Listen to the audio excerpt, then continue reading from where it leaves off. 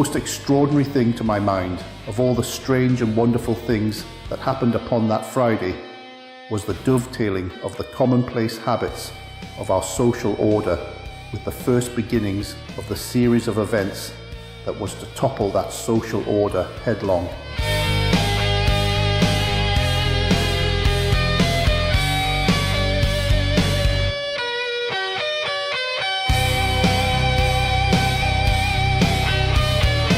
If on Friday night you had taken a pair of compasses and drawn a circle with a radius of 5 miles round the Woking sandpits, I doubt if you would have had one human being outside it.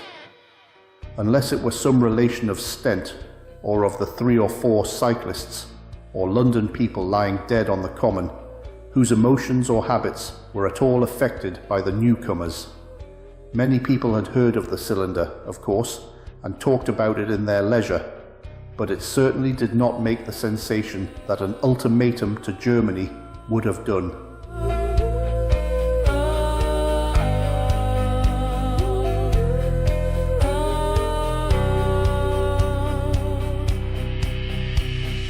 Working, eating, drinking, sleeping.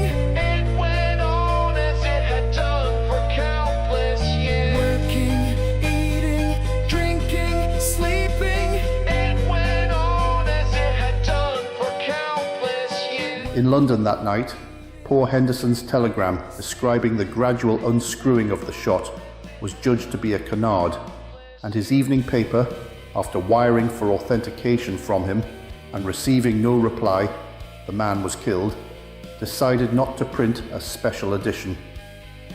Even within the 5-mile circle, the great majority of people were inert. I have already described the behaviour of the men and women to whom I spoke. All over the district people were dining and supping. Working men were gardening after the labours of the day. Children were being put to bed. Young people were wandering through the lanes, love-making. Students sat over their books.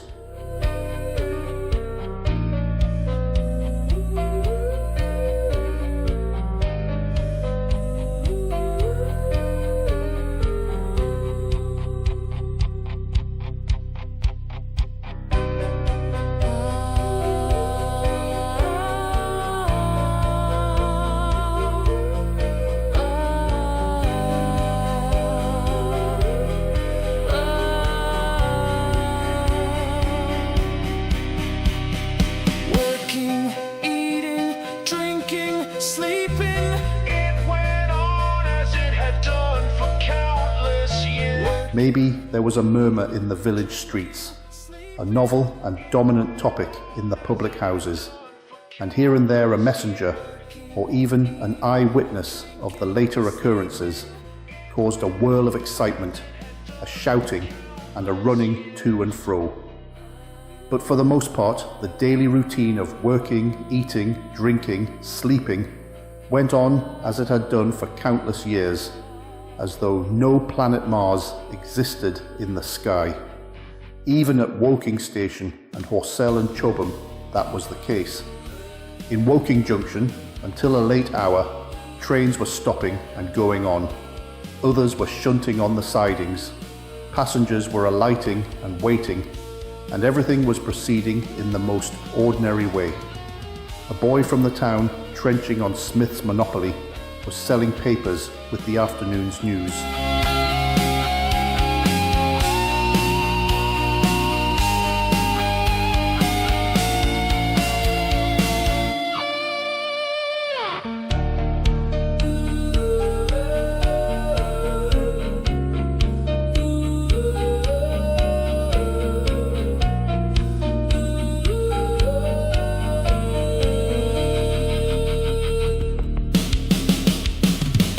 Working, eating,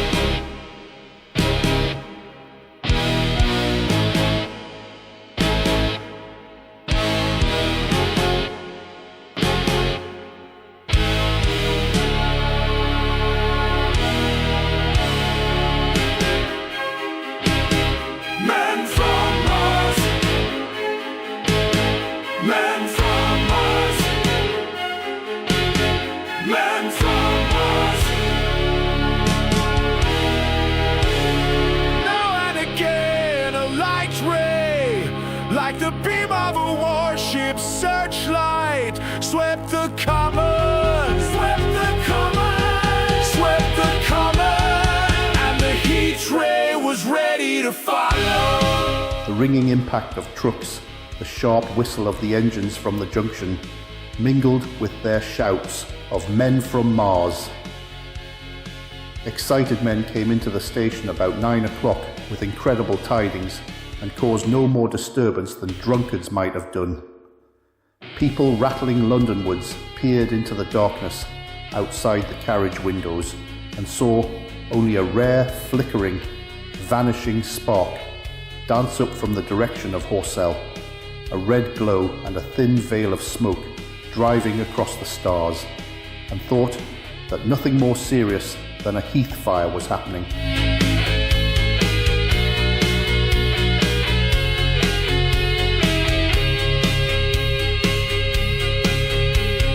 Now and again a light ray, like the beam of a warship's searchlight, swept the common, swept the common, swept the common, and the heat ray was ready to follow.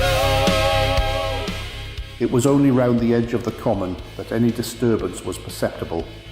There were half a dozen villas burning on the Woking border. There were lights in all the houses on the common side of the 3 villages, and the people there kept awake till dawn.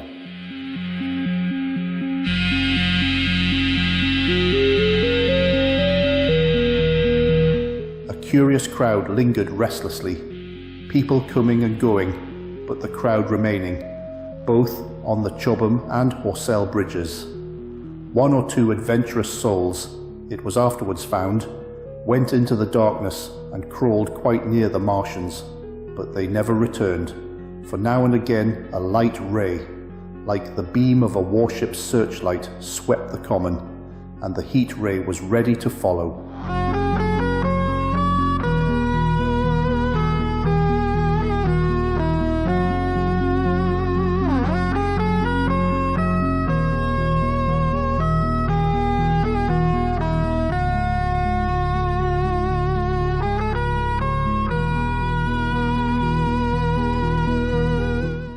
Save for such, that big area of common was silent and desolate, and the charred bodies lay about on it all night under the stars, and all the next day.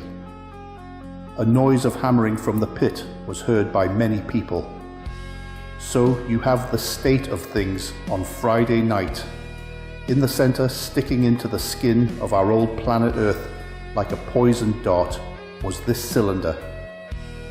But the poison was scarcely working yet.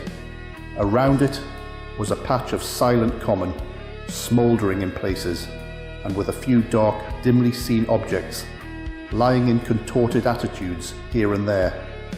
Here and there was a burning bush or tree. Beyond was a fringe of excitement, and farther than that fringe, the inflammation had not crept as yet.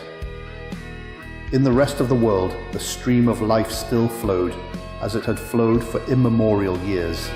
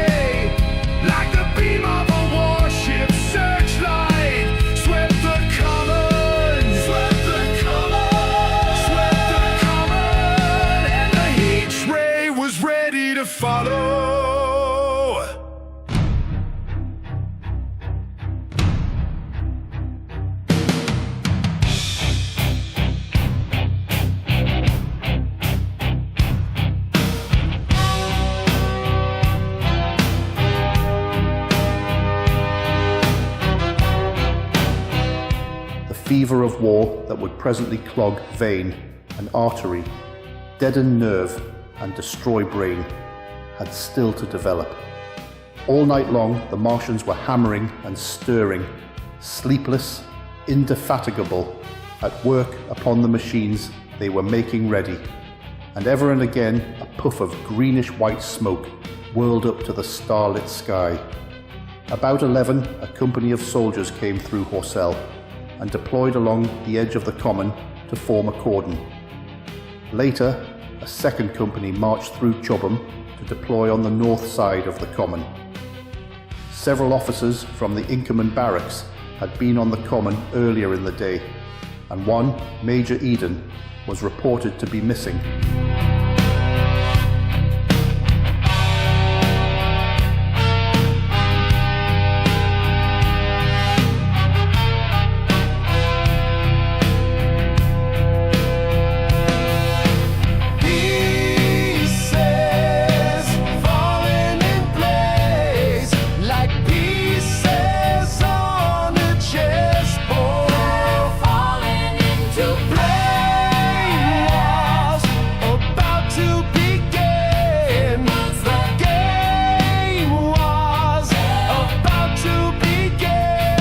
The colonel of the regiment came to the Chobham Bridge and was busy questioning the crowd at midnight.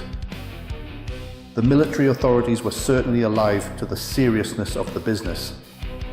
About 11, the next morning's papers were able to say, a squadron of hussars, 2 Maxims, and about 400 men of the Cardigan Regiment started from Aldershot.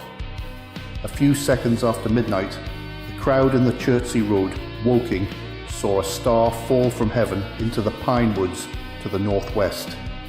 It had a greenish colour and caused a silent brightness like summer lightning. This was the second cylinder.